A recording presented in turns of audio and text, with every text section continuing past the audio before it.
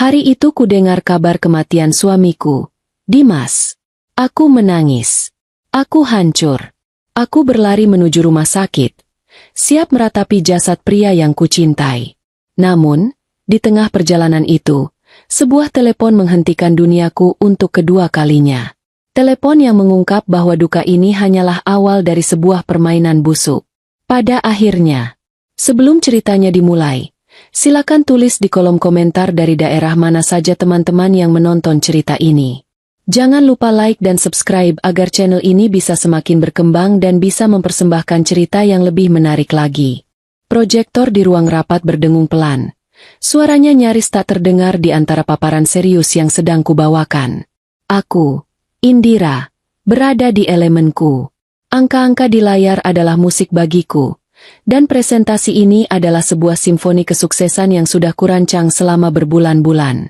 Klien di seberang meja mengangguk-angguk puas. Aku tersenyum tipis. Ini adalah duniaku. Dunia yang kubangun sendiri, bata demi bata, dengan keringat dan jam kerja yang tak terhitung. Di tengah puncak penjelasanku tentang profitabilitas kuartal keempat, ponselku di atas meja bergetar. Bukan getaran notifikasi biasa, ini getaran panggilan. Aku meliriknya sekilas. Nomor tak dikenal. Biasanya, akan kumatikan. Profesionalisme adalah nama tengahku. Tapi entah kenapa, getaran itu terasa berbeda. Ada firasat buruk yang merayap tiba-tiba di tengkuku, membuat bulu romaku berdiri. Mohon maaf sebentar, kataku pada klien. Suaraku tetap tenang meski jantungku mulai sedikit berdebar. Aku meraih ponsel dan berjalan keluar dari ruang rapat, menuju koridor kaca yang menghadap pemandangan kota Jakarta yang sibuk. Aku menekan tombol hijau. Halo, dengan Indira. Mbak Indira? Suara di seberang adalah isak tangis seorang wanita yang histeris. Aku tidak mengenali suaranya. Iya, ini siapa? Tanyaku, mulai merasa terganggu sekaligus cemas. Mbak Dimas, Mas Dimas. Mbak. Wanita itu terisak-isak. Kata-katanya putus-putus. Jantungku mencelos. Dimas, suamiku. Dimas kenapa? Ada apa dengan Dimas? Ini siapa? Desaku. Nada bicaraku naik beberapa oktav. Mas Dimas kecelakaan. Mbak di tol mobilnya hancur. Duniaku berhenti berputar. Suara proyektor yang tadi berdengung kini hilang. Suara lalu lintas di bawah sana senyap. Yang tersisa hanya suara isak tangis wanita asing ini di telingaku. Kecelakaan di mana? Bagaimana kondisinya? Dia di mana sekarang? Aku memberondongnya dengan pertanyaan. Tanganku yang memegang ponsel mulai gemetar hebat. Dia nggak selamat. Mbak. Mbak bohong kan? Ini siapa? Ini pasti salah sambung. Teriakku di koridor. Beberapa karyawan yang lewat menatapku aneh. Aku tidak peduli. Saya Karina, saya di mobil belakangnya. Wanita itu masih menangis. Saya yang lihat semuanya, jasadnya lagi dibawa ke rumah sakit Medika. Mbak harus ke sana. Rumah sakit Medika. Ponsel itu terlepas dari genggamanku. Jatuh ke lantai marmer yang dingin dengan bunyi brak yang memekakan. Dimas meninggal. Aku tidak ingat bagaimana aku kembali ke ruang rapat. Aku hanya ingat aku menerobos masuk, mengabaikan tatapan kaget para klien dan timku. Aku menyambar tasku. Laptopku kubiarkan menyala. Rapatnya bubar. Ada keadaan darurat keluarga. Suaraku terdengar asing, datar dan bergetar di saat bersamaan. Aku berlari. Aku berlari melewati lobi kantor yang mewah, melewati satpam yang memberiku hormat, menuju udara luar yang panas dan pengap. Aku menusuk-nusuk layar ponselku dengan jari gemetar, memesan taksi online. 3 menit. Aplikasi bilang 3 menit. Rasanya seperti 3 jam. Saat mobil silver itu akhirnya berhenti di depanku, aku melompat masuk. Rumah sakit Medika. Pak, cepat. Secepat mungkin. Bentakku pada sopir yang kebingungan. Medika yang di Kuningan ya, Mbak? Iya. Cepat. Ini darurat. Mobil melaju, membelah kemacetan Jakarta yang tak kenal ampun.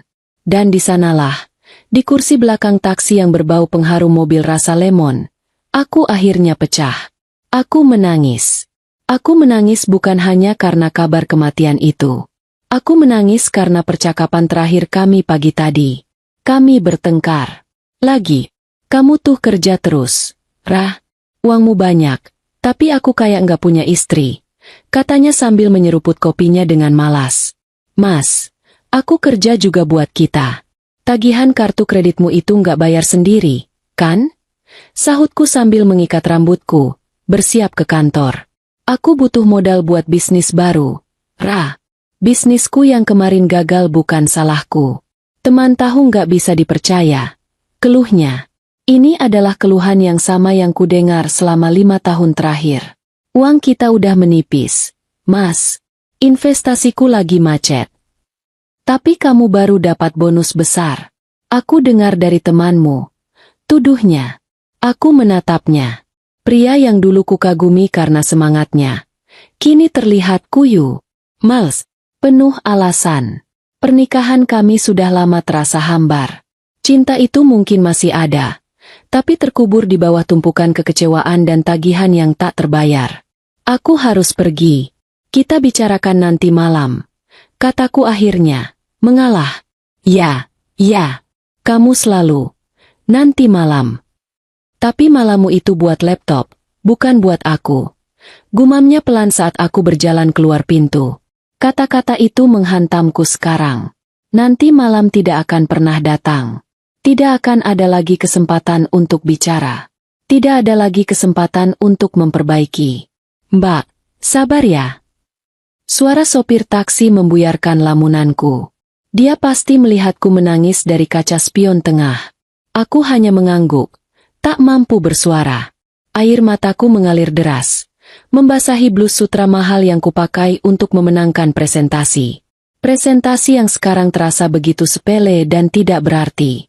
Dimas, suamiku, belahan jiwaku, meski sudah retak. Dia pergi, selamanya. Aku memejamkan mata, mencoba membayangkan wajahnya. Senyumnya saat kami pertama kali bertemu. Tapi yang muncul justru wajahnya yang muram pagi tadi. Rasa bersalah menusukku. Seandainya aku tidak pergi. Seandainya aku mendengarkannya. Mobil kami terjebak lampu merah. Aku melihat jam di ponselku. Sudah 30 menit sejak telepon pertama. 30 menit sejak duniaku berakhir. Aku mencoba menelepon nomor Dimas. Hanya untuk memastikan. Hanya untuk mendengar suaranya sekali lagi. Langsung masuk ke kotak suara. Tentu saja. Dia kan sudah. Aku tidak sanggup memikirkannya. Aku membenamkan wajahku di kedua telapak tanganku. Bahuku berguncang hebat.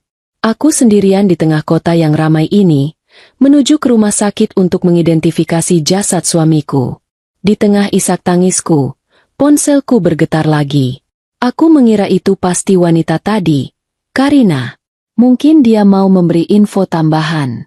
Tapi nama yang tertera di layar bukan nama. Itu adalah nama sebuah institusi. Bank prioritasku. Kenapa mereka menelepon di saat seperti ini? Aku menyeka air mataku dengan punggung tangan, berusaha menenangkan suaraku yang parau. Ini pasti penting.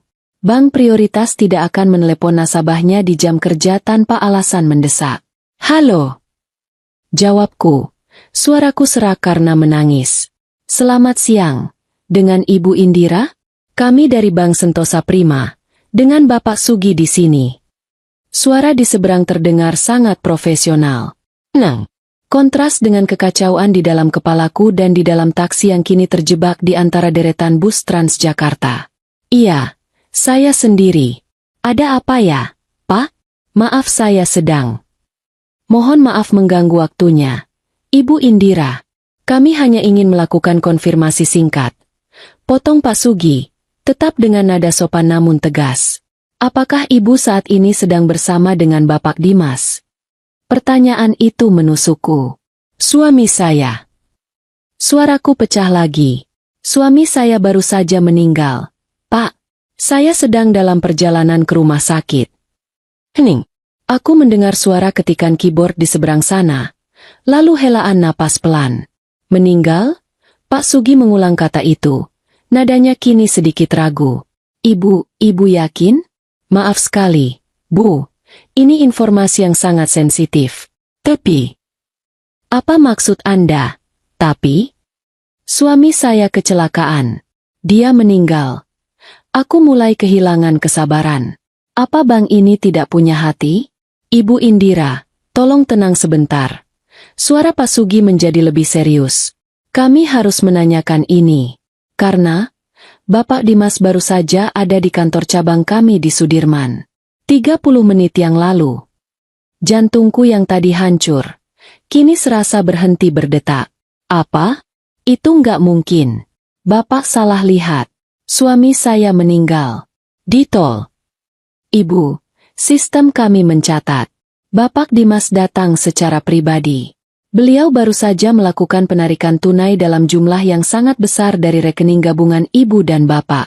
Lalu, Pak Sugi berhenti sejenak, seolah ragu melanjutkan. Lalu apa? Bentakku. Sopir taksi menoleh ke belakang, menatapku cemas. Lalu beliau juga mengosongkan seluruh sisa saldo di rekening investasi pribadi ibu. Semuanya, hingga nol. Aku tidak bisa bernapas. Rekening pribadiku? Itu tidak mungkin. Itu butuh tanda tangan saya. Itu butuh. Beliau membawa surat kuasa yang sudah ditandatangani lengkap dengan meterai. Bu, kami sudah melakukan verifikasi tanda tangan, dan semuanya cocok dengan data kami. Jelas Pak Sugi. Surat kuasa. Tiba-tiba aku teringat. 2 minggu lalu, Dimas menyodorkan setumpuk dokumen di meja makan. Ini buat apa? Tanyaku. Lelah. Cuma administrasi. Sayang. Buat proposal bisnis baru. Aku butuh data rekening kita. Tanda tangan aja di sini. Ini cuma formalitas kalau aku butuh mengurus sesuatu pas kamu lagi rapat. Katanya dengan senyum manis yang sudah jarang kulihat. Aku bodoh. Aku begitu lelah dengan pertengkaran, sehingga aku menandatanganinya begitu saja. Di antara dokumen-dokumen lain, terselip satu lembar surat kuasa yang tidak kubaca detailnya. Berapa banyak yang dia ambil? Tanyaku. Suaraku kini bergetar bukan karena duka, tapi karena sesuatu yang lain. Sesuatu yang dingin dan tajam. Totalnya dari kedua rekening sekitar 7,5 miliar rupiah, Bu. Tunai dan transfer. 7,5 miliar. Semua tabunganku. Hasil kerjaku selama 15 tahun. Dana daruratku. Dana pensiunku. Dana yang kurahasiakan bahkan dari Dimas. Karena aku tahu dia boros. Tapi dia tahu. Entah bagaimana dia tahu. Pak Sugi, kataku. Suaraku kini berubah. Dingin. Anda bilang, suami saya di sana 30 menit lalu. Iya, Bu. Sekitar pukul 13.45. Itu waktu yang sama saat saya dapat telepon, yang bilang dia meninggal. Aku bergumam pada diriku sendiri. Maaf, Bu. Dia tidak sendiri, kan? Tanyaku. Sebuah firasat yang lebih buruk dari kematian merayapiku. Lagi-lagi hening. Pak Sugi sepertinya sedang memeriksa sesuatu. Kami tidak bisa mendiskusikan detail pihak ketiga, Bu. Tapi Bapak Dimas memang teridentifikasi bersama seseorang. Wanita. Iya, Bu. Wanita itu. Karina. Wanita yang menangis histeris di telepon. Wanita yang mengarang cerita kecelakaan. Pak Sugi, kataku, kini dengan tekad baja. Kirimkan saya buktinya. Sekarang juga. Ibu, kami tidak bisa. Anda baru saja membiarkan suami saya menguras rekening saya menggunakan surat kuasa yang mungkin dipalsukan atau didapat dengan penipuan. Anda punya kewajiban untuk melindungiku sebagai nasabah prioritas. Kirimkan saya rekaman CCTV dari teller. Sekarang. Atau pengacara saya yang akan menelepon Anda 5 menit lagi. Aku tidak punya pengacara. Tapi Pak Sugi tidak perlu tahu itu. Terdengar helaan napas berat di seberang. Baik, Bu. Demi keamanan akun Ibu, saya akan kirimkan satu screenshot CCTV dari teller ke nomor WhatsApp Ibu. Hanya untuk verifikasi Ibu. Mohon segera dihapus setelahnya. Terima kasih. Aku menutup telepon. Tanganku tidak gemetar lagi. Air mataku sudah kering. Ding! Sebuah pesan WhatsApp masuk dari nomor yang tidak dikenal. Nomor resmi bank. Aku membukanya. Itu adalah sebuah gambar. Foto dari kamera pengawas di atas meja teller bank. Resolusinya tidak terlalu bagus. Warnanya agak pudar. Tapi itu cukup jelas. Di sana, berdiri di depan teller, adalah Dimas, suamiku yang meninggal. Dia sangat hidup. Dia memakai kemeja polo biru yang kubelikan bulan lalu. Dia tidak terlihat seperti orang yang baru kecelakaan. Dia terlihat bahagia. Dia sedang tersenyum lebar ke arah kamera. Senyum yang sudah lama tidak kulihat. Senyum yang tulus. Dan tangannya merangkul pinggang seorang wanita. Wanita itu bersandar mesra di bahunya. Wanita muda, cantik, dengan rambut panjang tergerai. Aku memperbesar gambar itu. Wajah wanita itu. Aku tidak mengenalnya. Tapi aku mengenali suaranya. Aku yakin itu suara Karina. Dan di samping kaki mereka, yang paling membuatku mual, adalah 2 koper besar. Koper check-in. Mereka tidak hanya mengambil uangku. Mereka sedang dalam perjalanan untuk kabur. Mereka tidak hanya menipuku. Mereka merencanakan ini. Mereka menipuku untuk percaya bahwa dia mati. Agar aku sibuk berduka sementara mereka melarikan diri dengan semua milikku. Mbak? Suara sopir taksi membuyarkanku. Ini kita sudah dekat rumah sakit Medika. Mau turun di lobi utama? Aku menatap layar ponselku.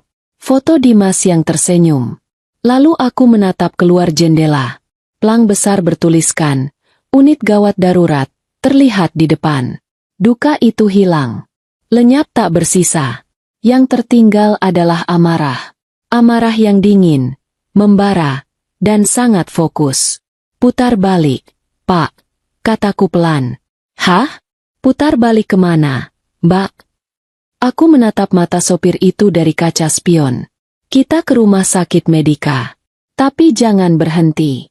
Saya mau lihat sesuatu dulu. Pelan-pelan saja di depan lobi UGD. Aku harus memastikan. Aku harus melihat dengan mata kepalaku sendiri bahwa tidak ada jasad suamiku di sana. Bahwa aku telah ditipu. Bahwa permainan mereka baru saja dimulai. Dan aku akan mengakhirinya. Sopir taksi itu menatapku dari kaca spion tengah dengan bingung. Putar balik. Mbak? Tapi ini sudah sampai. Saya tahu.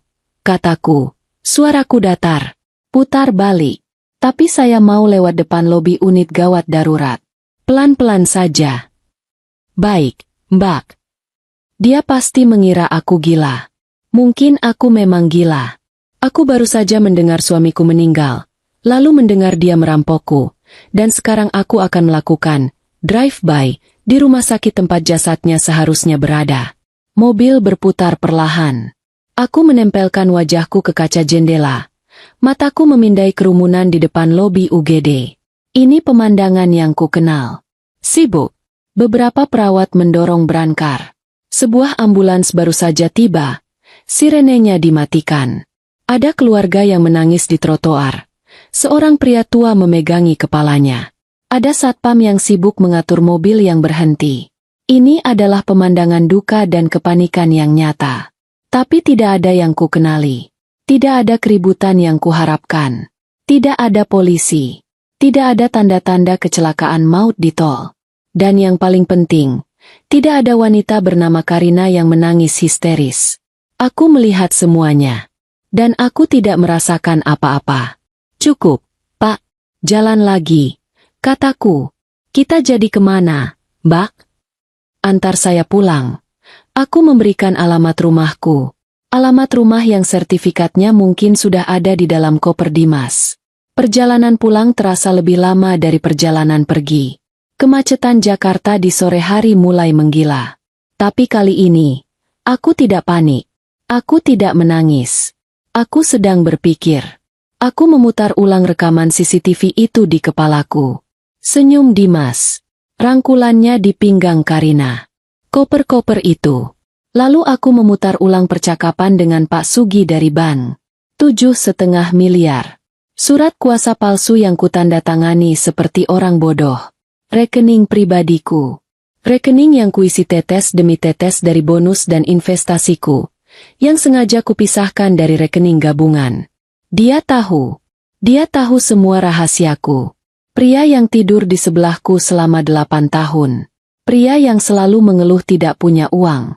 Pria yang selalu kubela di depan keluargaku yang menganggapnya benalu. Ternyata dia bukan benalu. Dia parasit. Dia predator. Dan aku adalah mangsanya. Amarah itu mulai membara. Bukan amarah yang meledak-ledak, tapi amarah yang dingin. Amarah yang membekukan darahku. Amarah yang membuat otakku bekerja 100 kali lebih cepat. Dia pikir dia bisa menghancurkanku? Dia pikir aku akan meratapinya? Dia salah besar. Dia mungkin mengambil uangku. Tapi dia lupa satu hal. Dia lupa siapa yang menghasilkan uang itu. Dia lupa. Aku adalah Indira. Aku membangun karierku dari nol. Aku bisa menghancurkannya sampai ke nol. Kita sudah sampai, Mbak. Suara sopir taksi membuyarkan lamunanku. Aku memandangi rumahku. Rumah bergaya minimalis modern di kawasan elit. Rumah yang kucicil dengan gajiku.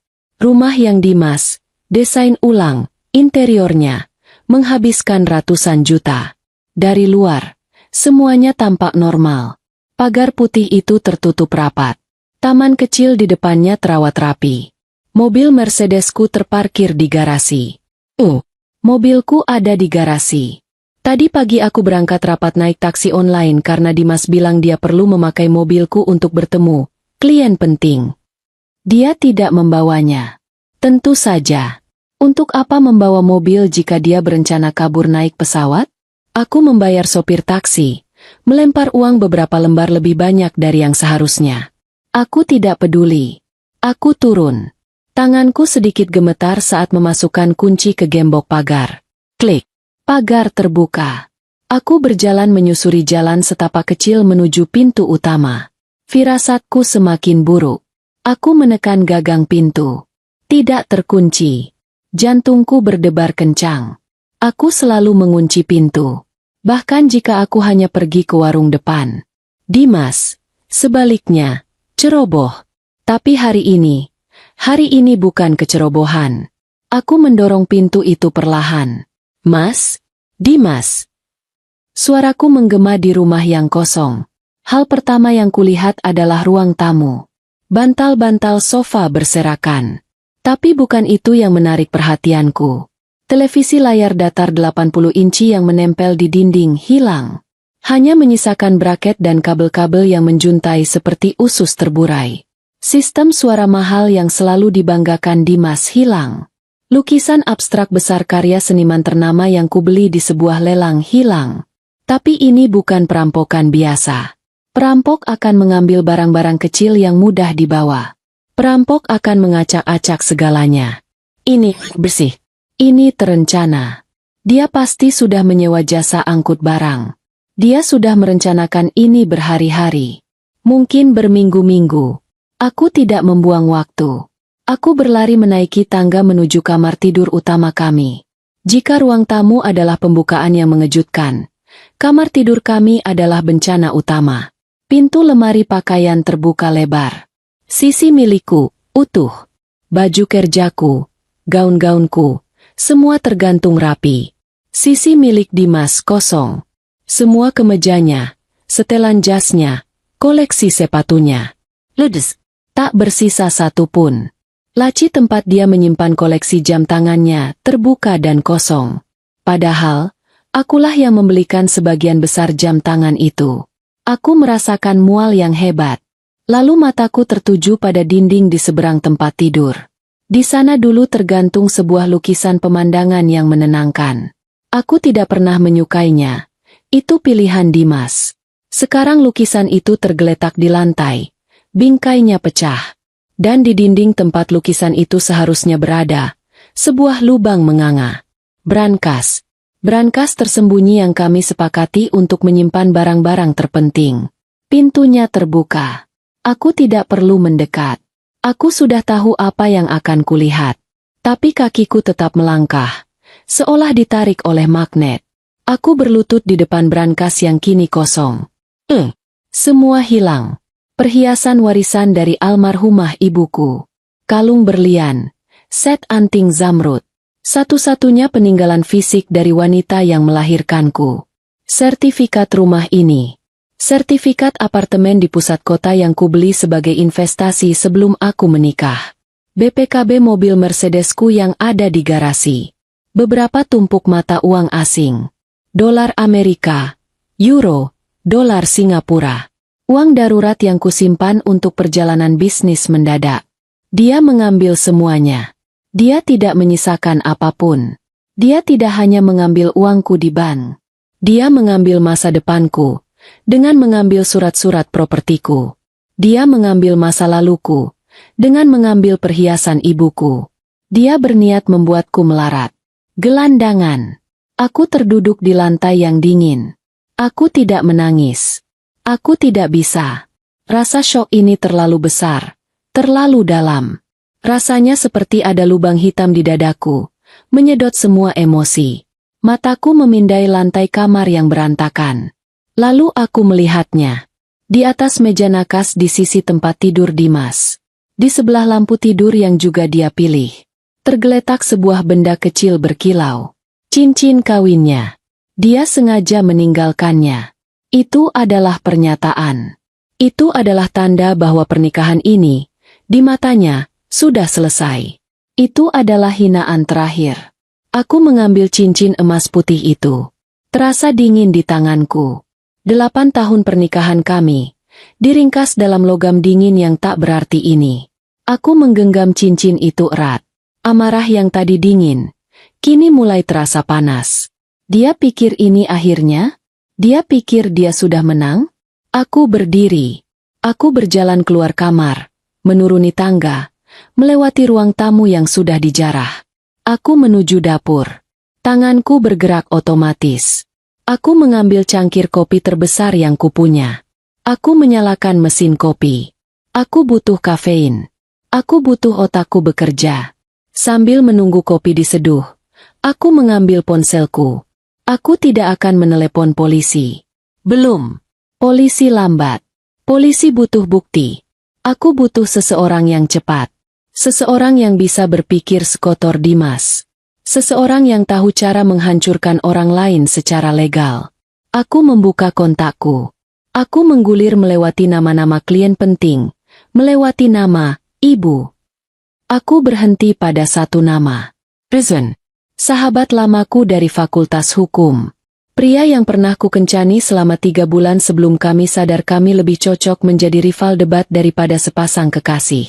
Pria yang kini dikenal sebagai pengacara paling tajam, paling licik, dan paling ditakuti di Jakarta. Kami sudah lama tidak bicara.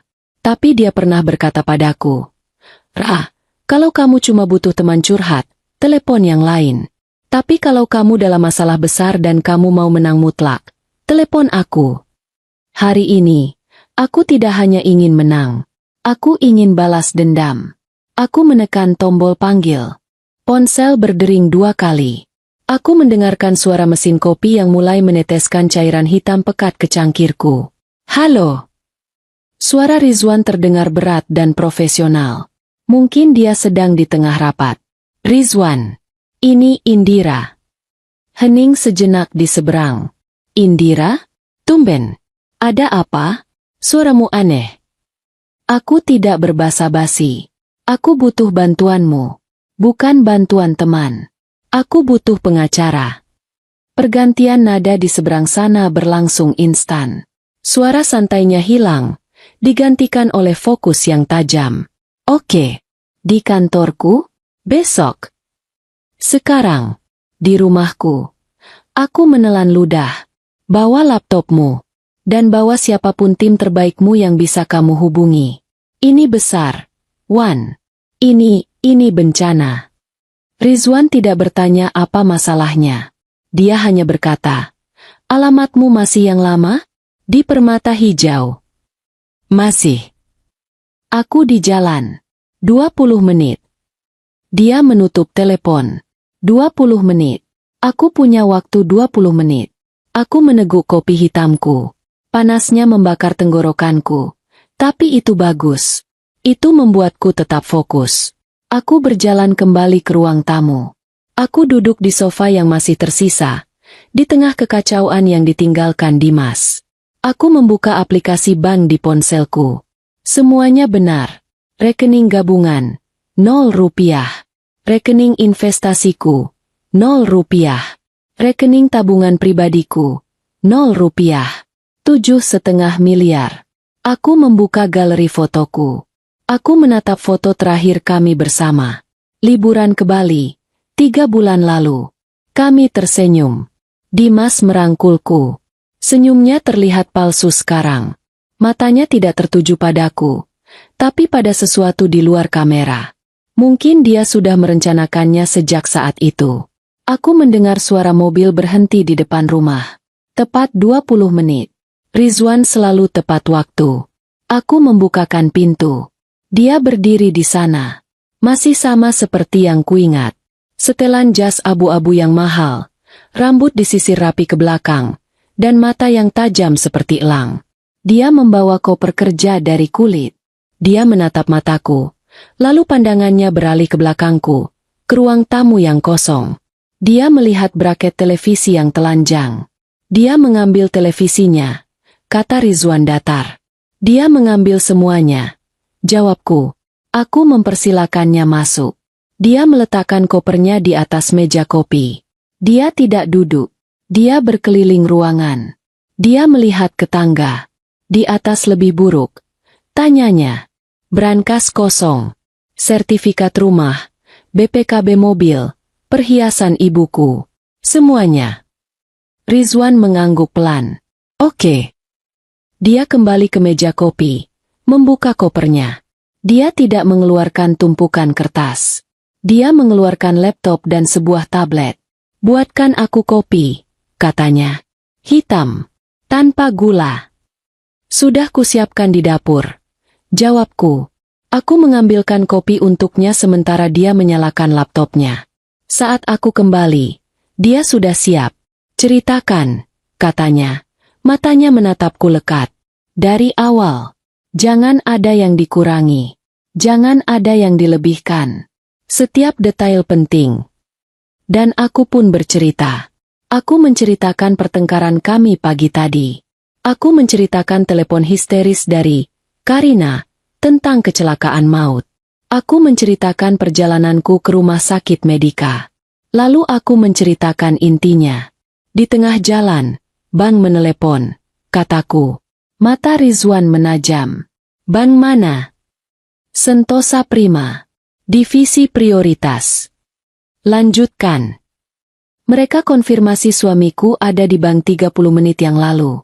Dia mengosongkan rekening gabungan dan rekening pribadiku. 7,5 miliar. Pakai surat kuasa. Surat kuasa yang kamu tanda tangani tanpa kamu baca. Tebaknya. Aku mengangguk. Malu.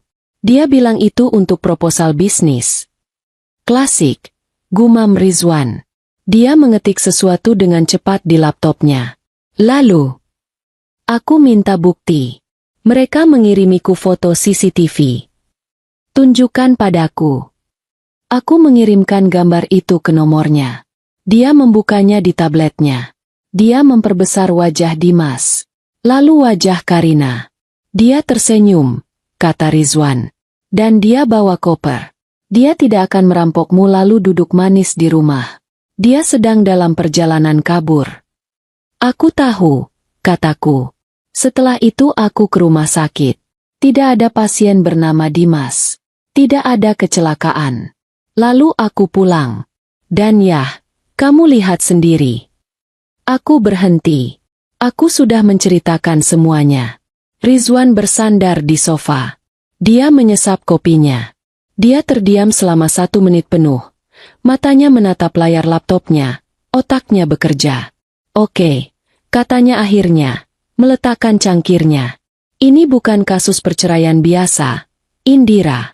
Ini pencurian, penggelapan dalam rumah tangga, pemalsuan, penipuan. Ini kriminal murni. Dia berbalik menghadap laptopnya.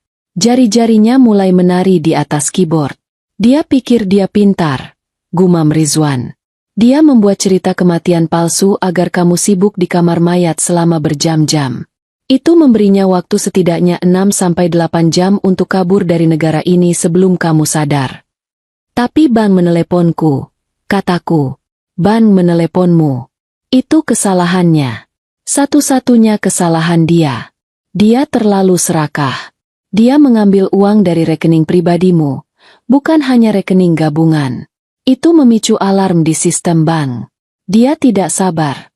Dan itu akan jadi kehancurannya. Rizwan memakai earpiece Bluetooth. Santi, katanya. Ini aku. Aku butuh tim forensik digital sekarang. Aku punya 2 nama. Dimas Pratama dan Karina. Kita belum tahu nama belakangnya. Lacak semua aktivitas kartu kredit, pembelian tiket pesawat, pemesanan hotel, dalam 12 jam terakhir.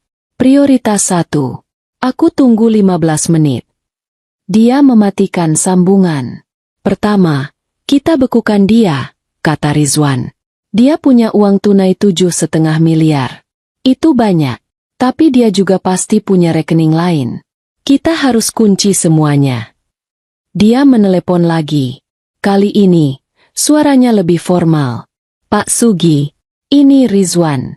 Dari firma hukum Adiwijaya. Saya bicara mewakili klien prioritas Anda, Indira. Iya, yang suaminya baru saja menguras rekeningnya. Saya sedang di kediaman beliau. Saya lihat CCTV-nya. Saya lihat rumahnya yang dijarah. Saya kirimkan surat kuasa saya sekarang. Saya mau Anda membekukan semua aset atas nama Dimas Pratama yang terhubung dengan sistem perbankan Anda. Sekarang juga. Dan saya mau salinan lengkap surat kuasa palsu yang dia gunakan. Dia mendengarkan sejenak. Saya tidak peduli jam operasional. Anda lakukan itu. Atau besok pagi nama bank Anda ada di halaman depan semua koran karena membiarkan nasabah prioritas dirampok oleh suaminya sendiri. Pilih. Dia menutup telepon. 1 beres, katanya padaku. Polisi. Tanyaku. Itu yang ketiga. Yang kedua adalah imigrasi. Dia pasti akan kabur malam ini. Kita harus hentikan dia di bandara. Tapi kita tidak tahu dia kemana. Dia mengambil 7,5 miliar dan perhiasan. Dia tidak akan liburan ke Bali. Dia kabur ke negara yang tidak punya perjanjian ekstradisi dengan Indonesia. Swiss, Panama, mungkin Brasil. Timku sedang melacaknya. Ponselnya berdengung. Email masuk. Rizwan membacanya. Ekspresinya mengeras. Timku hebat, katanya pelan. Ada apa? Tanyaku. Jantungku berdebar. Dia memutar layar laptopnya ke arahku. Itu adalah email konfirmasi pemesanan tiket. 2 tiket. First class. Kata Rizwan. Atas nama Dimas Pratama dan Karina Anjani. Aku menatap nama itu. Karina Anjani. Tujuan. Zurich, Swiss. Transit di Singapura. Lanjut Rizwan. Dan dia tidak bodoh. Dia tidak memesan dari Jakarta. Maksudmu? Dia memesan penerbangan dari Bandara Soekarno-Hatta. Tapi dia memesannya 3 hari lalu. Menggunakan kartu kredit baru yang dibuat atas nama perusahaan cangkang yang baru dia daftarkan bulan lalu. Dia sudah menyiapkan ini. Lama sekali. Aku merasa mual lagi. 3 hari lalu. 3 hari lalu dia masih tidur di sampingku. Dia masih menciumku selamat pagi. Kapan penerbangannya? Tanyaku. Suaraku nyaris tak terdengar. Rizwan menatap jam di pergelangan tangannya. Saat itu pukul 4:30 sore. Malam ini, Ra, katanya pelan. Penerbangannya pukul 9 malam. 4,5 jam. Oke. Langkah ketiga, kata Rizwan, berdiri dan menyambar jasnya. Polisi. Kita ke kantor polisi. Tidak ada waktu. Aku sudah menelepon kontakku di Mabes Polri dalam perjalanan ke sini. Aku mengirimkan semua data yang kamu berikan. Foto CCTV, rincian rekening, foto brankasmu. Mereka sedang menyiapkan laporan. Kita akan bertemu dengan tim mereka di jalan. Kita mau kemana? Rizwan menatapku, dan untuk pertama kalinya aku melihat sedikit senyum di wajahnya. Senyum seekor hiu. Kita ke bandara, Indira, katanya. Kamu bilang kamu mau balas dendam, kan? Tidak ada balas dendam yang lebih manis daripada melihat wajah seorang pria yang berpikir dia menang, tepat di saat dia sadar dia kehilangan segalanya. Dia mengambil kopernya. Aku berdiri. Aku tidak membawa apa-apa. Aku hanya membawa ponselku dan amarahku. Ayo, kataku. Aku tidak sabar melihat wajahnya. Mobil Rizwan membelah kemacetan Jakarta dengan brutal dan efisien. Dia sepertinya tahu setiap jalan tikus, setiap celah yang bisa dilewati. Aku duduk diam di kursi penumpang, memandangi gedung-gedung yang berlarian di luar jendela, tapi tidak benar-benar melihatnya. Rasa syok itu telah menguap, digantikan oleh sesuatu yang lain. Sesuatu yang dingin, berat, dan sangat fokus. Ini bukan lagi duka. Ini adalah perhitungan. Otakku mulai bekerja, memutar ulang 8 tahun pernikahanku seperti sebuah film yang rusak. Aku mencari tanda-tandanya. Dan sekarang, semuanya terlihat begitu jelas. Keluhan-keluhannya yang tak ada habisnya tentang uang. Bisnis-bisnisnya yang selalu gagal. Dia selalu menyalahkan mitra bisnisnya, menyalahkan pasar, menyalahkan pemerintah. Dia tidak pernah menyalahkan dirinya sendiri. Aku ini nggak seberuntung kamu, Ra, katanya suatu malam. Kamu sentuh apa aja jadi emas. Aku kayaknya dikutuk. Aku memeluknya malam itu. Aku bilang itu tidak benar. Aku bilang aku akan selalu mendukungnya. Bodoh. Aku mendukungnya. Ya, aku mendukung parasit yang mengisap hidupku pelan-pelan. Modal bisnis. Yang kuminta rupanya adalah uang untuk menutupi kekalahan judinya. Pertemuan klien. Yang membuatnya pulang pagi rupanya adalah sesi maraton di meja poker online. Dan Karina. Wanita itu. Aku mencoba mengingat-ingat. Apakah aku pernah melihatnya? Apakah namanya pernah disebut? Ponsel Rizwan berdering. Terhubung ke sistem audio mobil. Suara seorang wanita yang tajam dan cepat terdengar. Rizwan. Santi di sini. Aku dapat sesuatu. Bicara, San, kata Rizwan. Matanya tetap fokus ke jalan. Karina Anjani. 25 tahun. Model. Lebih banyak di Instagram daripada di Catwalk. Punya hutang kartu kredit 120 juta di 3 bank berbeda. Lunas. Dibayar lunas 2 minggu lalu. Oleh Dimas. Tentu saja, gumam Rizwan. Pakai uang Indira. Tepat, sahut Santi. Dan ada yang lebih menarik. Soal Dimas. Dia bukan cuma penjudi kecil-kecilan. Dia kelas kakap. Dia punya utang angkanya besar. Sangat besar. Bukan cuma ke situs judi online. Dia pinjam dari sebut saja. Pihak ketiga yang tidak ramah. Lintah darat kelas berat. Jantungku berdebar sedikit lebih kencang. Lintah darat. Mereka mulai menagihnya dengan kasar sebulan terakhir. Lanjut Santi. Ada laporan polisi tentang keributan di salah satu proyek bisnisnya yang gagal. Sepertinya dia sudah terpojok. Sekarang semuanya masuk akal. Dia tidak hanya kabur denganku. Dia kabur dari orang-orang yang mungkin akan mematahkan kakinya. Atau lebih buruk. Cerita kematian palsu itu. Kataku pelan, lebih pada diriku sendiri. Rizwan menangkapnya. Ya, itu jenius. Sebenarnya, itu bukan cuma buat kamu. Itu buat semua orang. Buat para penagih utang itu. Kalau Dimas Pratama mati dalam kecelakaan hebat, utangnya lunas. Tidak ada lagi yang bisa ditagih. Dia bisa menghilang. Dia bebas. Dia berencana membuat semua orang berhenti mencarinya. Dia membunuh dirinya sendiri di atas kertas, agar bisa hidup mewah di Swiss dengan uangku. Dia mengambil 7,5 miliar. Lanjut Rizwan, otaknya menyusun kepingan teka-teki itu. Dia mungkin berencana memakai sebagian untuk membayar utang itu, Tapi di menit terakhir dia memutuskan untuk serakah. Dia memutuskan untuk kabur dari semua orang. Dia dan Karina. Meninggalkan semua masalahnya di Jakarta. Dan meninggalkanku untuk membereskan kekacauan itu. Bisa saja para lintah darat itu datang mencariku. Menagih utang suamiku padaku. Kemarahan itu kini bercampur dengan rasa takut. Dia tidak hanya menghancurkan keuanganku. Dia membahayakan nyawaku. Mereka tidak akan bisa menghubungimu, Ra, kata Rizwan, seolah membaca pikiranku. Setelah kita menangkapnya, aku akan pastikan semua utang pribadi Dimas tidak akan pernah menyentuhmu. Kita akan gunakan itu di pengadilan. Dia sengaja membahayakanmu. Mobil kami melambat dan masuk ke sebuah area peristirahatan di jalan tol.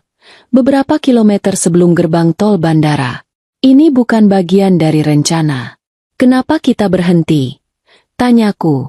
Langkah ketiga, kata Rizwan, memarkir mobilnya di sudut yang agak gelap. Di sebelah sebuah mobil sedan hitam tanpa tanda. Dua pria berjaket kulit keluar dari mobil itu. Mereka tidak terlihat seperti polisi berseragam. Mereka terlihat efisien. Rizwan menurunkan kaca jendelanya. Salah satu pria itu mengetuk kaca. Pak Rizwan? Saya Ibtu Hendra. Ini rekan saya, Bribka Joko. Terima kasih sudah datang secepat ini, kata Rizwan, menyerahkan sebuah map tebal berwarna coklat. Di dalam situ semua buktinya. Salinan CCTV bank, bukti transfer, foto brankas, foto rumah yang dijarah, dan salinan tiket pesawat mereka. Ibtu Hendra mengambil map itu dan membukanya sekilas di bawah cahaya lampu area peristirahatan. Ini gila, gumam Bribka Joko, melihat foto brankas yang dibobol. Dia akan terbang pukul 9 malam ini. Tujuan Zurich. Kita punya 3,5 jam, kata Rizwan. Kami sudah berkoordinasi dengan Polres Bandara, kata Ibtu Hendra, suaranya tegas. Surat perintah penangkapan sementara sedang dalam proses atas nama Dimas Pratama dan Karina Anjani, atas dugaan penipuan dan penggelapan. Bagus, kata Rizwan. Tapi aku mau ini berjalan mulus. Aku tidak mau ada keributan di lobi check-in. Kami juga tidak mau, sahut Hendra. Mereka terbang first class. Kemungkinan besar mereka sudah check-in online dan akan langsung ke lounge. Rencana kita, tanya Rizwan. Kami akan masuk bersama Anda. Tapi kami akan tetap di belakang. Kami butuh Ibu Indira. Ibtu Hendra menatapku di kursi penumpang. Tatapannya profesional, tapi ada sedikit simpati di sana. Untuk melakukan identifikasi visual, kami tidak mau salah tangkap. Saya bisa, kataku. Suaraku lebih mantap dari yang kuduga. Setelah ibu yakin itu mereka, ibu beri kami tanda. Atau Pak Rizwan yang beri tanda. Lanjut Hendra. Kami akan langsung bergerak. Kami akan bawa mereka ke pos polisi bandara untuk interogasi awal. Senyap mungkin. Sempurna, kata Rizwan. Kita bertemu di dalam. Jangan ikuti mobil saya terlalu dekat. Kedua polisi itu mengangguk. Mereka kembali ke mobil mereka. Rizwan kembali menginjak gas. Kami keluar dari area peristirahatan. Kembali ke jalan tol yang ramai. Gerbang tol Bandara Soekarno-Hatta sudah terlihat di depan. Jantungku mulai berdebar. Bukan karena takut. Bukan karena sedih. Ini adalah antisipasi. Ini adalah detak jantung seorang pemburu yang semakin dekat dengan mangsanya. Ra, kata Rizwan pelan, saat kami mengambil tiket tol. Di dalam sana, kamu akan melihatnya. Kamu akan melihatnya dengan wanita itu. Mereka mungkin akan tertawa. Mereka mungkin akan bahagia. Itu akan menyakitkan. Aku menoleh padanya. Itu tidak akan menyakitkan, Wan, kataku. Itu hanya akan menambah bahan bakar. Rizwan menatapku sejenak. Lalu sedikit senyum muncul di wajahnya. Senyum yang jarang kulihat. Senyum penuh penghargaan. Dia salah memilih wanita untuk ditipu, katanya. Ya, jawabku. Dia salah besar. Kami melaju menuju Terminal 3. Terminal Keberangkatan Internasional. Tempat di mana Dimas Pratama berpikir hidup barunya akan dimulai. Dia tidak tahu, itu adalah tempat di mana hidupnya, seperti yang dia kenal, akan berakhir. Terminal 3 Soekarno-Hatta di malam hari selalu sibuk. Hiruk-pikuk manusia dari berbagai negara. Ada yang baru tiba, wajahnya lelah. Ada yang akan pergi, wajahnya penuh harap. Koper-koper bergesekan dengan lantai marmer yang mengkilap. Pengumuman penerbangan menggema dalam berbagai bahasa. Bagi ribuan orang di sini, ini adalah malam yang biasa. Malam perpindahan. Bagiku, ini adalah medan pertempuran. Rizwan memarkir mobilnya di parkir VIP. Kami berjalan cepat, berbaur dengan kerumunan. Aku hanya membawa tas tanganku. Di dalamnya hanya ada ponsel dan dompet. Aku tidak butuh apa-apa lagi. Mereka terbang first class. Mereka tidak akan ada di keramaian ini, kata Rizwan. Mereka pasti sudah di dalam lounge. Kami melewati pemeriksaan keamanan. Rizwan menunjukkan kartu pengacaranya dan berbicara pelan dengan petugas keamanan bandara yang sepertinya sudah menunggu kami. Kami dipersilakan melewati jalur khusus, tanpa antrean. Ibtu Hendra dan Bribka Joko berada sekitar 10 meter di belakang kami. Pura-pura tidak saling kenal, berbaur seperti penumpang biasa. Kami melewati imigrasi. Lagi-lagi, jalur cepat. Semuanya terasa kabur. Langkah kakiku cepat dan mantap. Aku tidak goyah. Area keberangkatan internasional kini terbentang di depan kami. Toko-toko mewah. Restoran-restoran mahal. Dan di sanalah, petunjuk arah menuju first class lounge. Jantungku berdebar semakin kencang, memompa adrenalin ke seluruh tubuhku. Ingat, Ra, Rizwan berbisik sambil kami berjalan. Tetap dingin. Kamu hanya penonton. Biarkan mereka yang berakting. Aku mengangguk. Kami tiba di depan lounge yang megah.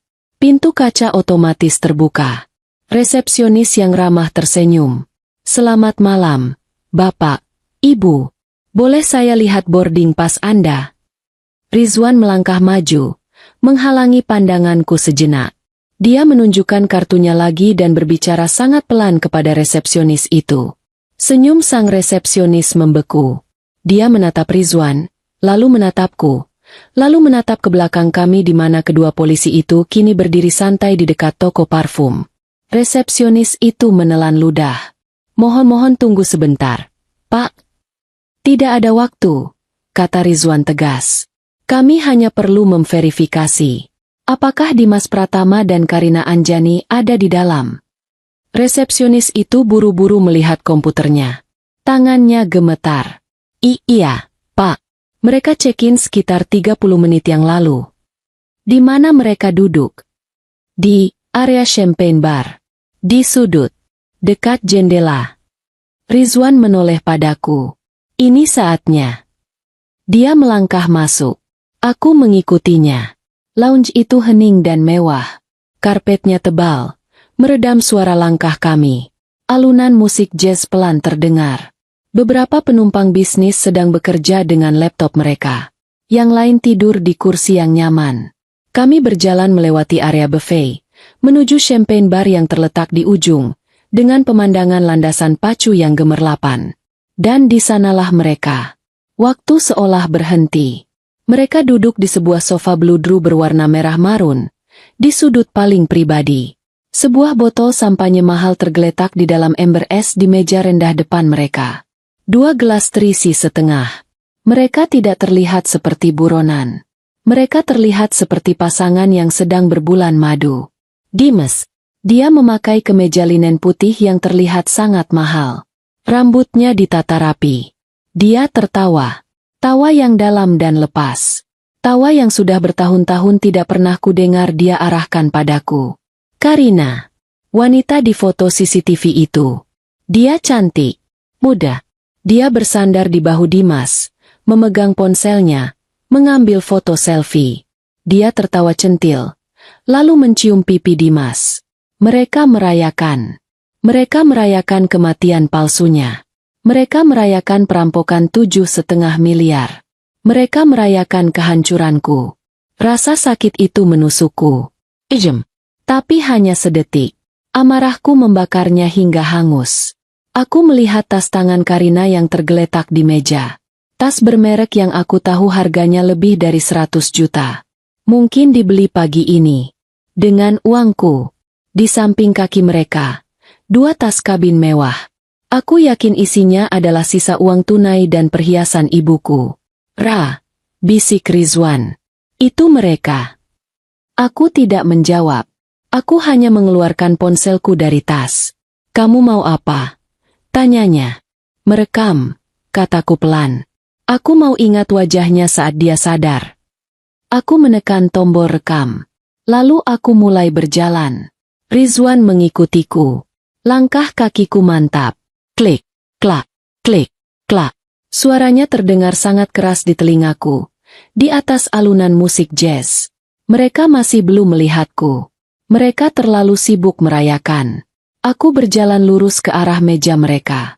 Aku tidak berhenti sampai lututku hampir menyentuh meja sampahnya itu. Karina yang pertama mengangkat kepala. Mungkin bayanganku menutupi cahaya dari ponselnya. Dia menatapku. Ekspresi wajahnya berubah dari senang menjadi bingung. Lalu kesal. Mungkin dia mengira aku pelayan. Atau penumpang lain yang tersesat. Maaf, Mbak. Di sini. Katanya. Suaranya sombong. Tapi Dimas, yang mengikuti arah pandangan Karina, menatapku. Dan dunia mereka hancur. Senyum di wajahnya membeku. Tawa itu mati di tenggorokannya. Warna kulitnya berubah dari cerah menjadi pucat pasi. Pucat seperti mayat. Gelas sampahnya yang sedang dipegangnya berhenti di udara. Matanya membelalak. Dia tidak hanya kaget. Dia ketakutan. Dia menatapku seolah dia baru saja melihat hantu. Dan dalam arti tertentu, memang benar. Aku adalah hantu dari kehidupan yang dia pikir sudah dia kubur pagi ini. Ponselku merekam semuanya. Ekspresi ketakutan yang tak ternilai harganya itu. Aku tersenyum. Senyum pertamaku hari ini. Seru sekali pestanya. Mas Dimas, kataku. Suaraku tenang, jernih, dan mematikan. Indira? Dia berhasil mengeluarkan satu kata itu. Suaranya tercekat. Serak. Kakakmu? Bagaimana? Karina menatap Dimas, lalu menatapku. Kebingungan total di wajahnya. Sayang, ini siapa? Dia kan harusnya. Harusnya aku ada di kamar mayat. Kan? Potongku. Mataku tidak pernah lepas dari Dimas. Sedang menangisi jasadmu yang hancur karena kecelakaan. Gelas sampahnya di tangan Dimas terlepas. Jatuh ke lantai karpet tebal. Bunyinya teredam. Tapi sampahnya itu tumpah. Membasahi sepatunya yang mahal. Sayang sekali. Lanjutku. Ponselku masih merekam. Ban menelepon lebih dulu. Ponselku masih tergenggam erat. Layarnya menyala, merekam setiap piksel dari kehancuran seorang pria. Dimas masih membeku. Wajahnya adalah kanvas ketakutan murni. Bibirnya bergerak-gerak, tapi tidak ada suara yang keluar. Dia tidak melihatku sebagai istri. Dia melihatku sebagai hantu. Sebagai sesuatu yang mustahil. Karina, di sebelahnya, adalah yang pertama menemukan suaranya. Tapi suaranya tidak lagi centil. Suaranya melengking dan penuh kebingungan. Dimas! Dia siapa? Teriaknya, mengguncang lengan Dimas. Apa maksudnya, Bang? Dimas, kamu bilang. Aku bilang apa, Karina? Tanyaku, melangkah lebih dekat. Aku menonaktifkan rekamanku, memasukkan ponsel kembali ke tas. Aku sudah mendapatkan apa yang kubutuhkan. Dia bilang aku sudah mati, kan? Dia bilang dia baru saja jadi duda yang berduka. Karina menatapku, lalu menatap Dimas. Matanya membelalak saat kepingan-kepingan itu mulai menyatu di kepalanya yang mungkin tidak terlalu cerdas. Kamu bohong sama aku, bisiknya pada Dimas. Kamu bilang. Diam. Dimas akhirnya berteriak. Itu bukan teriakan kemarahan. Itu teriakan seekor tikus yang terpojok. Dia melompat berdiri. Sampahnya di celananya menetes ke karpet. Indira, ini semua nggak seperti yang kamu pikirkan. Aku hampir tertawa. Bahkan di saat seperti ini, dia masih mencoba. Oh ya? Kataku. Suaraku masih tenang. Coba jelaskan padaku. Mas, bagian mana yang aku salah? Bagian di mana kamu pura-pura mati? Bagian di mana kamu menguras rekeningku sampai nol? Atau bagian di mana kamu berencana kabur ke Swiss dengan dia? Pakai uang hasil kerjaku. Setiap kata adalah tamparan. Dimas mundur selangkah. Di sekeliling kami, lounge yang tadi hening kini berdengung. Orang-orang berhenti minum. Mereka berhenti membaca koran. Mereka berhenti mengetik di laptop. Semua mata tertuju pada kami. Pada drama yang terjadi di sofa beludru merah. Ini lebih menarik dari film apapun yang mereka putar di pesawat. Ibu, bapak mohon. Seorang manajer lounge yang gugup mendekati kami, mencoba menenangkan situasi. Rizwan maju selangkah, menghalangi pria itu. Dia tidak menatap pria itu. Matanya tertuju pada Dimas. Tetap di belakang, kata Rizwan pelan. Indira, dengerin aku dulu. Dimas memohon. Dia mengulurkan tangannya. Aku bisa jelasin. Aku terpaksa. Aku punya utang. Mereka ngancem aku. Jadi kamu pikir, dengan mengorbankanku, kamu akan selamat? Tanyaku. Kamu pikir dengan mengambil perhiasan ibuku, utangmu lunas? Wajah Dimas semakin pucat. Kamu tahu soal. Aku tahu semuanya, Mas. Potongku. Dan saat itulah dia melihat mereka. Di belakangku, di pintu masuk lounge, Ibtu Hendra dan Bribka Joko sudah melepaskan samaran mereka. Mereka tidak lagi terlihat seperti penumpang.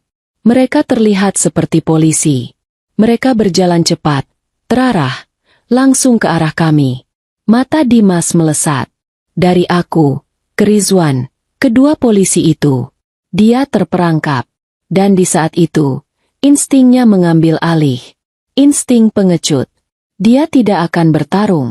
Dia akan lari. Dimas, jangan. Teriakku, tapi sudah terlambat. Dengan satu gerakan tiba-tiba, dia mendorong meja kopi di depannya. Botol sampanye, ember es, dan 2 gelas terlempar. Kaca pecah. Sampanye membasahi lantai. Karina menjerit. Dimas berbalik dan berlari. Dia berlari ke arah berlawanan, menuju jendela-jendela besar yang menghadap landasan pacu, mencari pintu keluar darurat, mencari celah. Dia tidak akan kabur. Ibtu Hendra berteriak. Berhenti! Polisi! Bribka Joko lebih cepat. Dia tidak berlari mengejar. Dia berlari memotong. Dia melompati sofa beludru dengan gerakan yang mengejutkan lincah. Dimas baru berlari sekitar 10 langkah saat Bribka Joko menerjangnya dari samping. Itu bukan adegan film laga yang heroik. Itu cepat, brutal, dan memalukan. Bribka Joko tidak memukulnya. Dia hanya menggunakan momentum tubuhnya. Dimas, yang tidak pernah berolahraga seumur hidupnya, terlempar ke lantai seperti karung beras. Dia jatuh menimpa sebuah troli minuman. Gelas-gelas pecah. Suara dentuman tubuhnya yang jatuh bergema di lounge yang senyap. Argreg. Dia mengerang kesakitan, memegangi bahunya. Bribka Joko sudah ada di atasnya. Lututnya menekan punggung Dimas. Dalam hitungan detik, tangan Dimas sudah diborgol ke belakang punggungnya. Tetap di tempat. Jangan bergerak. Suara Bribka Joko dingin dan profesional. Di sudut sofa, Karina menjerit-jerit histeris. Dia tidak mencoba kabur. Dia hanya duduk di sana, di tengah tumpahan sampanye, menangis dan berteriak. Bukan aku. Aku nggak tahu apa-apa. Dia bilang dia duda. Dia bilang istrinya udah meninggal. Dia bohong sama aku. Ibtu Hendra menghampirinya. Nona, tenang.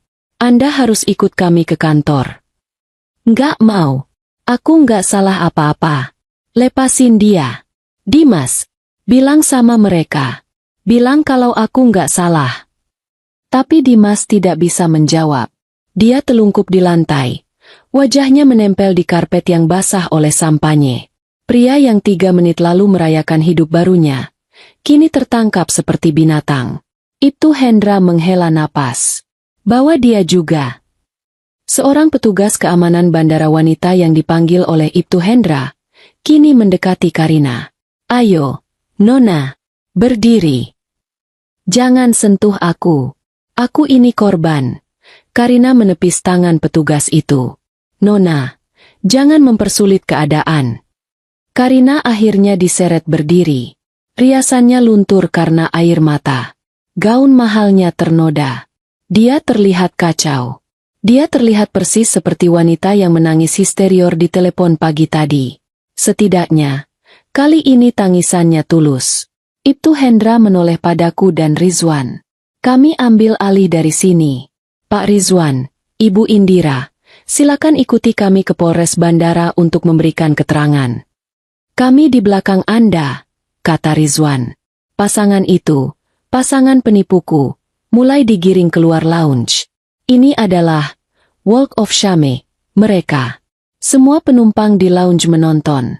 Mereka tidak berbisik lagi. Mereka menatap terang-terangan. Beberapa bahkan mengeluarkan ponsel mereka untuk merekam. Dimas, dengan tangan diborgol ke belakang, diseret berdiri oleh Bribka Joko. Kemeja linen putihnya kotor. Rambutnya yang tadi rapi, kini acak-acakan.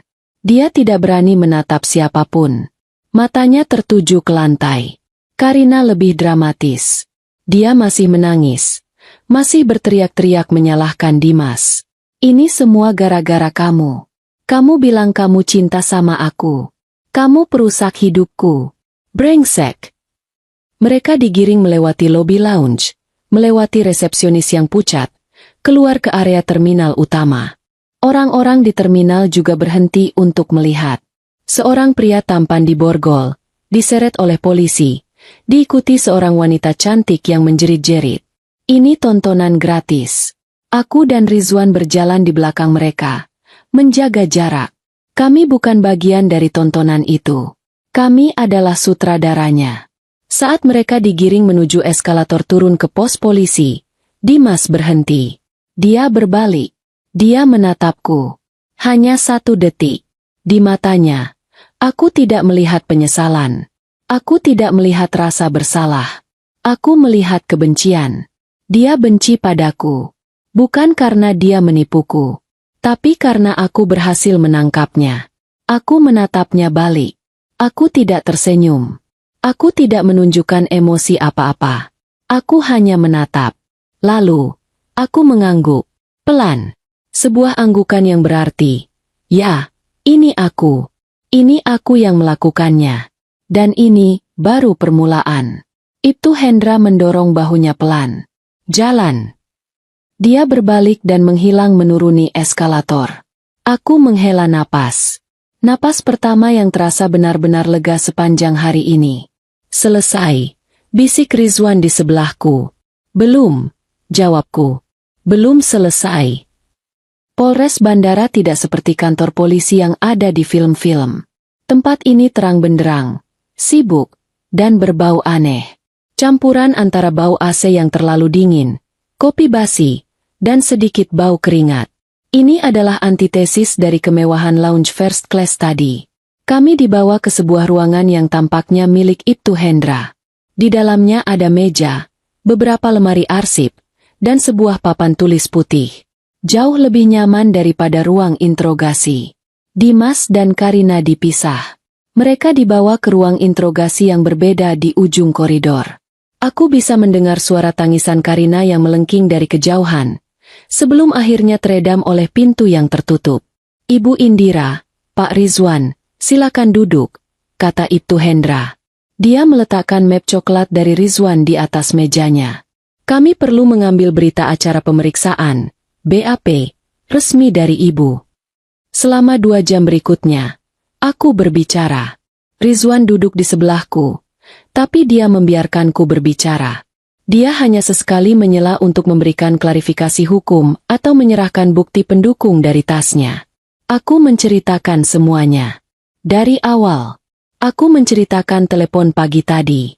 Aku menirukan suara tangisan Karina. Aku menceritakan nama rumah sakit Medika. Aku menceritakan telepon dari Bank Sentosa Prima. Aku menyebutkan nama Pak Sugi.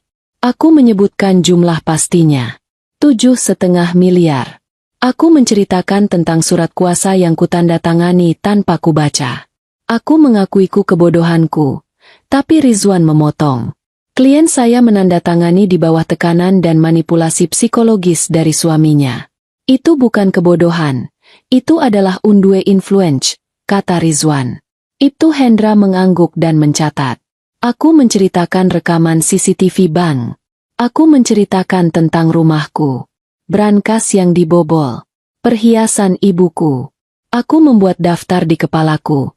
Menyebutkan setiap barang yang kuingat. Kalung berlian. Anting zamrud. Sertifikat rumah. Sertifikat apartemen. BPKB mobil. Aku menceritakan tentang temuan Rizwan. Tiket first class ke Zurich. Utang judi Dimas. Lintah darat. Aku berbicara dengan tenang. Tanpa air mata. Tanpa histeria. Suaraku datar. Faktual. Setiap kata adalah fakta. Setiap fakta adalah peluru. Ketika aku selesai, Ibtu Hendra menatapku dengan tatapan yang sulit diartikan. Campuran antara kasihan dan kagum. Ini BAP terlengkap yang pernah saya terima, Bu. Katanya, Ibu Indira, Anda sudah melakukan pekerjaan kami. Saya hanya ingin keadilan, Pak, kataku. Dengan semua bukti ini, keadilan adalah hal yang pasti. Ibtu Hendra meyakinkan. Pemalsuan dokumen, penipuan, penggelapan dalam rumah tangga, pencurian.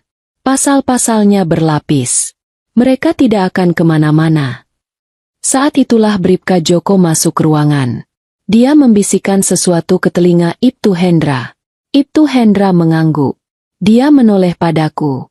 Ibu Indira, tersangka Dimas Pratama menolak berbicara.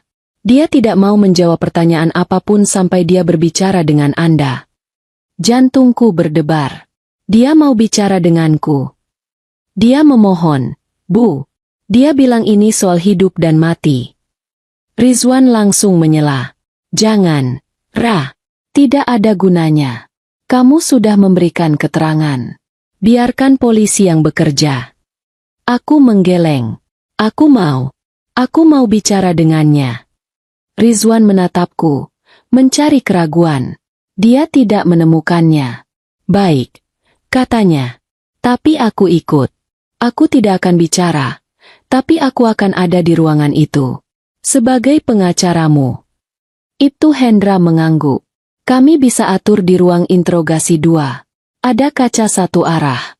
Kami akan mengawasi. Ruang interogasi 2 berbau lebih buruk.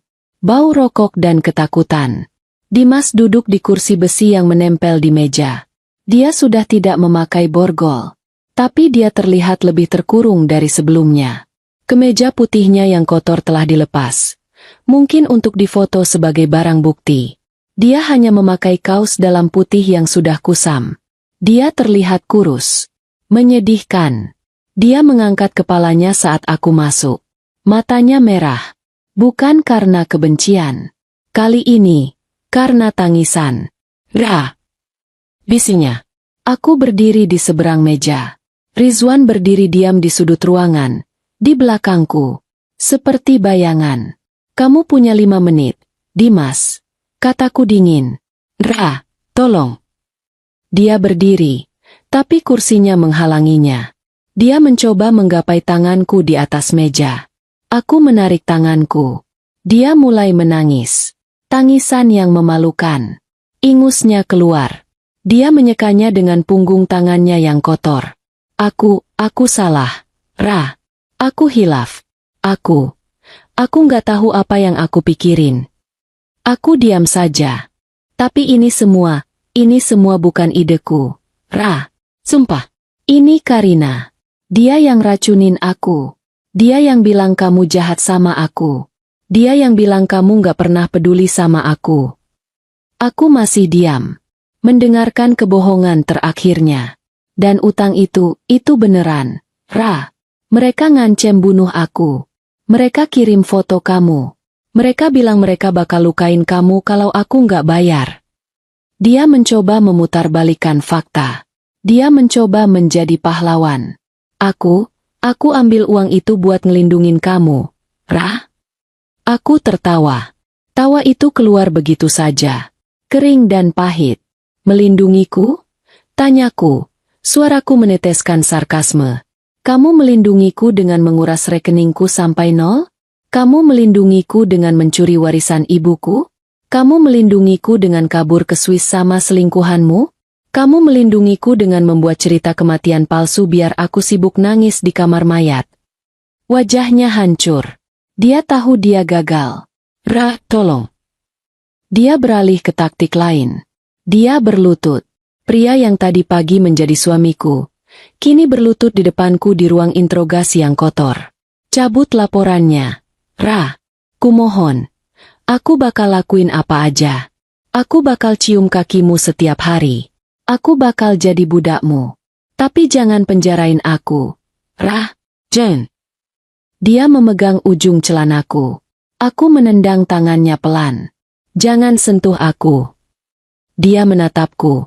Matanya penuh permohonan putus asa. Aku nggak akan cabut laporannya, Dimas. Kataku pelan tapi tegas. Aku akan pastikan kamu membayar setiap rupiah yang kamu curi. Dengan waktumu. Ra. Enggak. Kamu enggak bisa. Oh, aku bisa. Aku mencondongkan tubuh ke depan, menatap matanya dalam-dalam. Dengarkan aku baik-baik.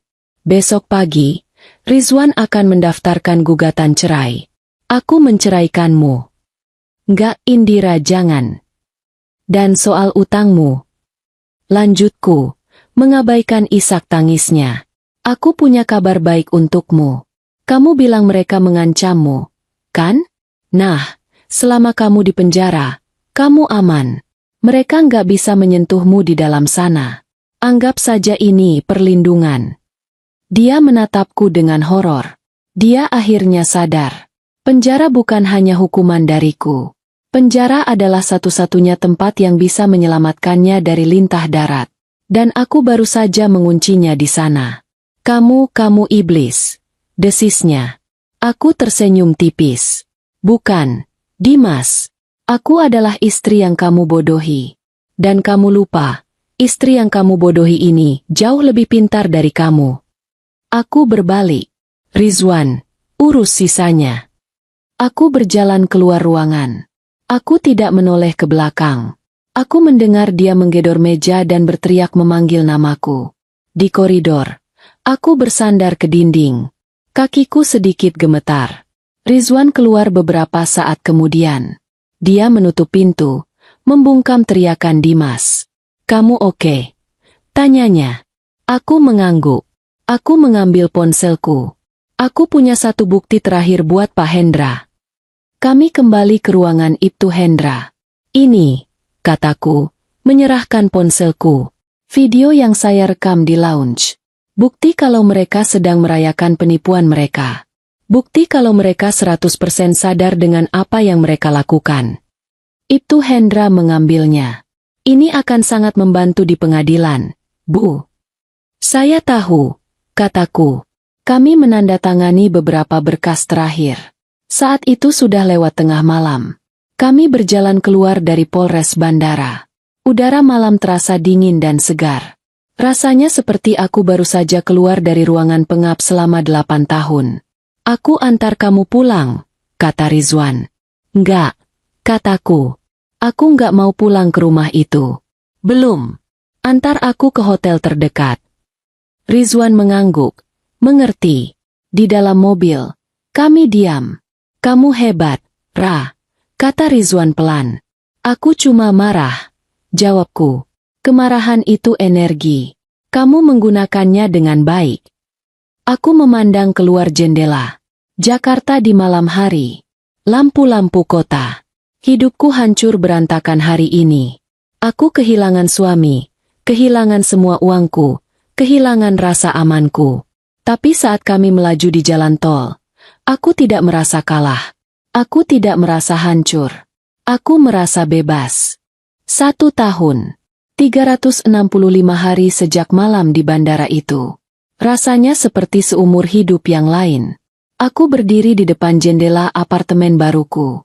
Jendela ini terbentang dari lantai ke langit-langit, memberiku pemandangan Jakarta dari lantai 60. Lampu-lampu kota berkelip di bawah sana seperti permadani permata yang tak ada habisnya. Ini adalah pemandangan yang kubeli dengan harga mahal. Bukan dengan uang, tapi dengan kehancuran.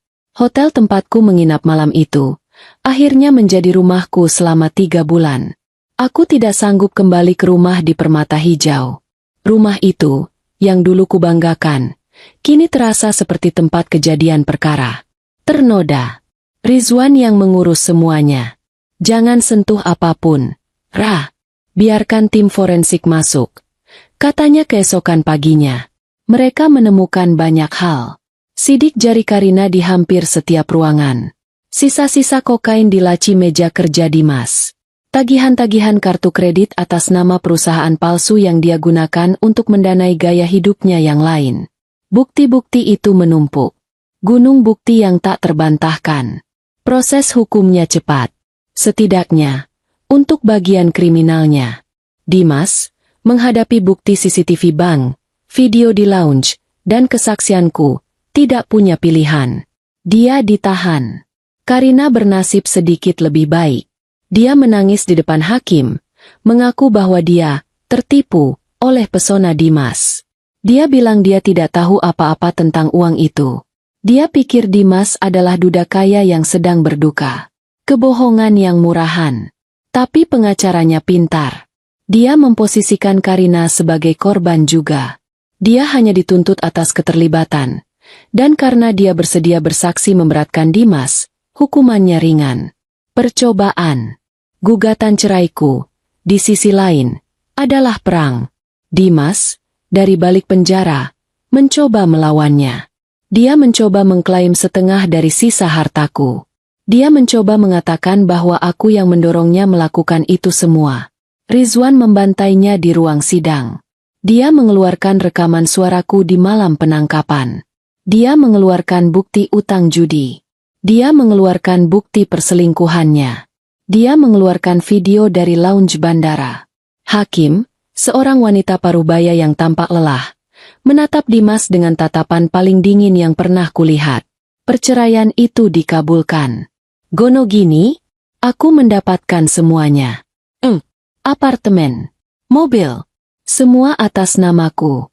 Dimas tidak mendapatkan sepeser pun. Dia justru dibebani utang pengadilan. Tapi uangku yang 7,5 miliar? Itu cerita lain. Uang itu hilang.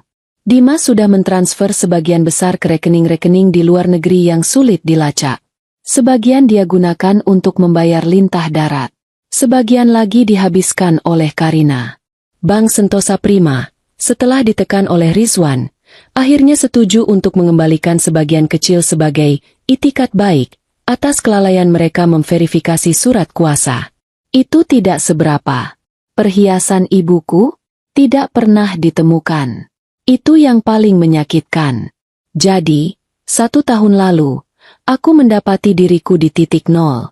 Aku punya aset. Aku punya rumah, apartemen, mobil. Tapi aku tidak punya uang tunai. Aku tidak punya dana darurat. Aku tidak punya dana operasional untuk perusahaanku. Aku harus menjual rumah di Permata Hijau.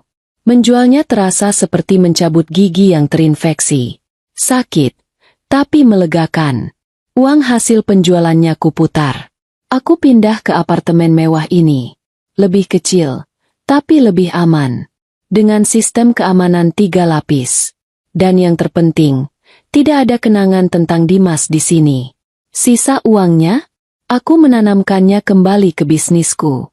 Perusahaan konsultanku hampir mati. Klien-klienku mendengar desas-desus. Mereka mendengar aku bangkrut. Mereka mendengar suamiku penipu. Aku harus berjuang. Aku bekerja 18 jam sehari. Aku menelepon setiap klien secara pribadi. Aku tidak berbohong. Ya, kataku pada mereka. Hidup pribadiku hancur. Suamiku menipuku. Tapi itu tidak ada hubungannya dengan otakku. Itu tidak ada hubungannya dengan kemampuanku menghasilkan uang untuk perusahaan Anda. Beberapa klien pergi. Tapi sebagian besar, yang mengejutkan, bertahan. Bahkan, beberapa dari mereka memberiku proyek baru. Seolah mereka ingin melihatku bangkit. Dan aku bangkit. Aku tidak hanya bangkit. Aku terbang. Aku merombak total perusahaanku. Aku memecat orang-orang yang hanya menjadi benalu.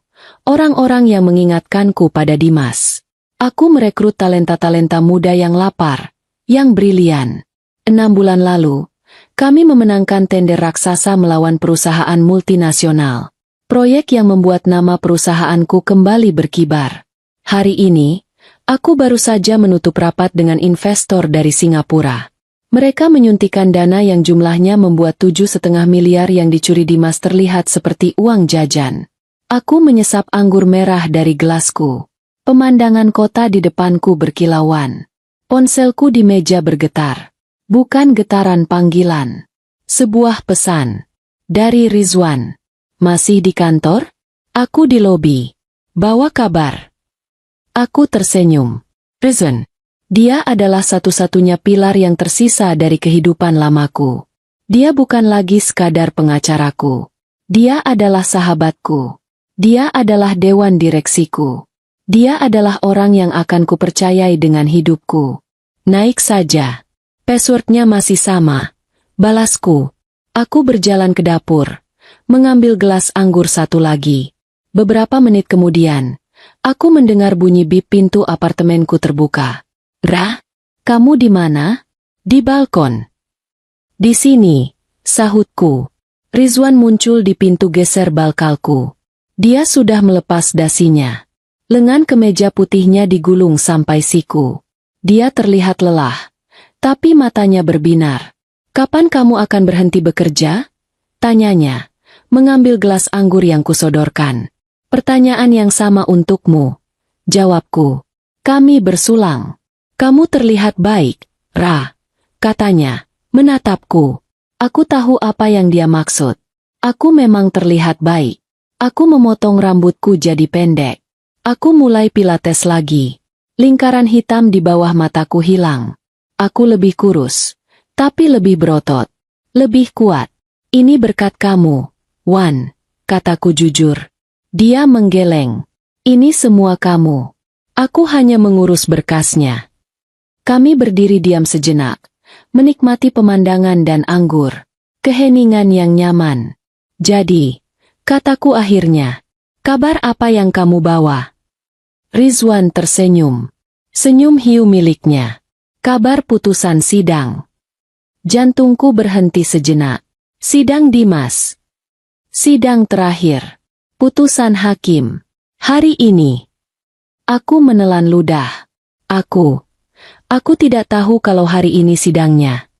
Aku sengaja tidak memberitahumu, kata Rizwan. Aku tidak mau kamu stres memikirkannya. Aku mau kamu fokus pada investor Singapura MU. Jadi, bagaimana hasilnya? Rizwan menatap matanya ke dalam mataku. 8 tahun, Ra. 8 tahun. Aku mengulang angka itu dalam kepalaku. 8 tahun penjara. Dikurangi masa tahanan. Mungkin akan ada remisi. Tapi tetap saja. 8 tahun. Dia terbukti bersalah atas semua dakwaan. Lanjut Rizwan. Penipuan, penggelapan, pemalsuan, dan pencucian uang. Hakim memberatkan hukumannya karena dia tidak menunjukkan penyesalan. Dan apa? Dan karena video yang kamu rekam di lounge itu, kata Rizwan. Hakim memutarnya di ruang sidang. Bukti telak bahwa dia tidak terpaksa. Dia bahagia. Dia merayakannya. Itu yang menyegel nasibnya. Video itu. Rekamanku. Aku memejamkan mata. Aku bisa melihat wajahnya lagi. Wajah kagetnya. Itu bagus. Kataku pelan. Itu adil. Ya, itu adil. Kata Rizwan. Aku menghabiskan anggurku dalam satu tegukan. Ada rasa lega yang luar biasa. Rasa penutupan. Sudah selesai, bisikku. Sekarang benar-benar sudah selesai. Ya, kata Rizwan, meletakkan tangannya di bahuku. Sekarang sudah selesai. Aku bersandar padanya sejenak. Hanya sejenak. Merasakan kekuatan dari persahabatan yang tulus. Terima kasih, Wan. Kataku. Untuk semuanya. Kapan saja, Ra. Kapan saja. Aku menarik napas dalam-dalam. Mengisi paru-paruku dengan udara malam yang segar. Satu bab hidupku baru saja ditutup paksa. Dan aku, untuk pertama kalinya dalam setahun, merasa siap untuk menulis bab yang baru. Keadilan terasa seperti anggur yang enak. Dia butuh waktu untuk matang. Kabar tentang 8 tahun penjara Dimas memberiku kedamaian yang tidak kukira akan kurasakan. Aku tidur lebih nyenyak malam itu. Aku bangun keesokan paginya dan merasa lebih ringan. Seolah ada beban seberat 8 tahun yang terangkat dari bahuku. Hidup terus berjalan. Perusahaanku meroket. Investor Singapura itu bukan hanya menyuntikkan dana. Mereka membuka pintu ke pasar Asia Tenggara. Aku mulai sering bepergian. Kuala Lumpur, Bang, Ho Chi Minh. Aku membangun kembali kemaharajaanku. Bukan di atas puing-puing pernikahanku, tapi di atas fondasi baru yang kubangun sendiri. Fondasi yang terbuat dari baja, bukan dari kebohongan. 6 bulan berlalu sejak kabar putusan Dimas. Aku sedang berada di kantorku yang baru. Kantor ini menempati 2 lantai di gedung paling prestisius di Sudirman. Jendelanya sama besarnya dengan jendela apartemenku. Tapi pemandangannya adalah pemandangan kesibukan. Pemandangan uang yang bergerak. Aku baru saja selesai rapat panjang soal strategi kuartal ketiga. Timku, anak-anak muda brilian yang kurekrut, sedang bersemangat. Itu saja untuk hari ini, kataku, menutup laptopku. Kerja bagus. Semuanya. Nikmati akhir pekan kalian.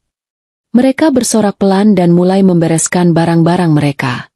Aku bersandar di kursiku. Lelah, tapi puas. Ponselku berdengung. Rizwan lagi. Sejak kasusku selesai, kami bertemu lebih sering sebagai teman. Makan malam. Nonton teater. Dia adalah satu-satunya orang yang tahu persis apa yang telah kulewati. Dan dia tidak pernah membuatku merasa seperti korban. Di lobi, bawa kopi. Pesannya singkat. Aku tersenyum. Dia tahu aku benci kopi dari pantry kantor. 5 menit kemudian, dia masuk ke ruanganku tanpa mengetuk. Bos besar, sapanya, meletakkan kap kertas berisi kopi hitam kesukaanku di mejaku. Budak korporat, balasku, mengambil kopi itu. Terima kasih. Ada apa?